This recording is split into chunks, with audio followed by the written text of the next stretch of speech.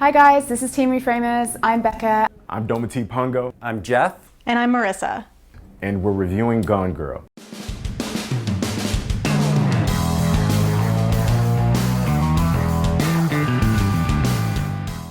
Gone Girl was pegged as a 21st century battle of the sexes. Its protagonists, Nick and Amy, locked in a murderous duet, fighting for control of their marriage.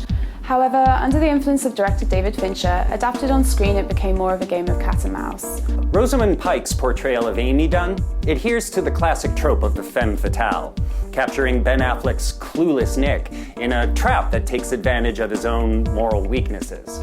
The character of Amy, played by Rosamund Pike, is definitely not a submissive female character. However, that doesn't necessarily make her a strong female character. She's really just a different kind of stereotype, one that I would argue is even more harmful to women because it's a stereotype that some people use to justify domestic violence and deflect charges of rape. There's this part in the movie where Nick slams her head against the wall, and because she has been doing so much evil throughout the film, you almost say, yes, there's a knee-jerk reaction to root for Nick, bash her head against the wall, and then you remember that isn't that what we're talking about, domestic violence? And although Gillian Flynn gives her a certain perverse agency by being a batshit crazy villain, her story in the end is how she manipulated her dopey husband. In that respect, she's in the same league as Barbara Stanwyck's Phyllis from Double Indemnity, or Glenn Close's Alex in Fatal Attraction. You start to root for Nick or anyone in the movie who will thwart her nefarious acts. If Amy's intensity and Nick's could have been more evenly matched, I think this film could have been developed into something a little exciting than recycling the same woman-scorned story that Hollywood history keeps repeating. Both Amy and Nick actually epitomize some of the worst stereotypes about their genders, namely that she's a crazy, vindictive, unreasonable bitch, and he's a clueless dope who can't keep his dick in his pants.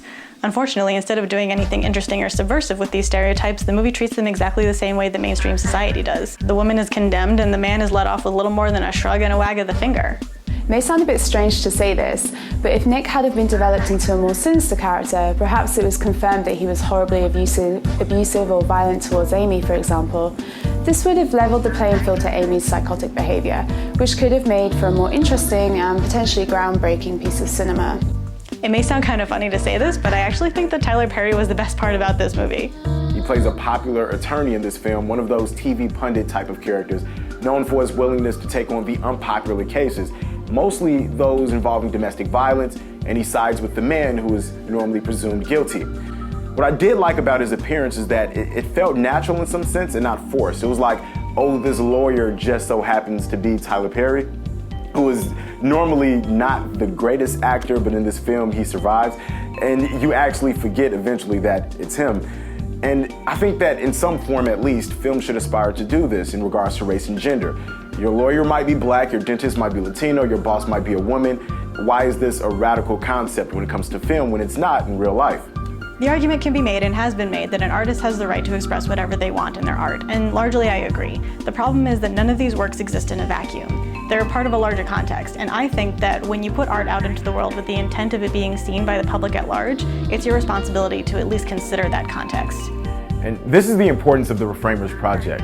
In this situation, the context is that women in American media are usually portrayed as one of only a few different archetypes. People of color are so absent from the screen that their presence, once it comes, is almost something to marvel at and dissect.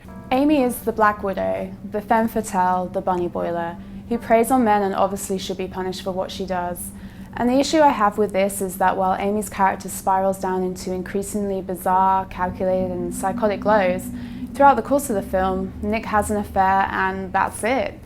He is ultimately forgiven as clearly he was driven into the arms of another woman because his wife is crazy.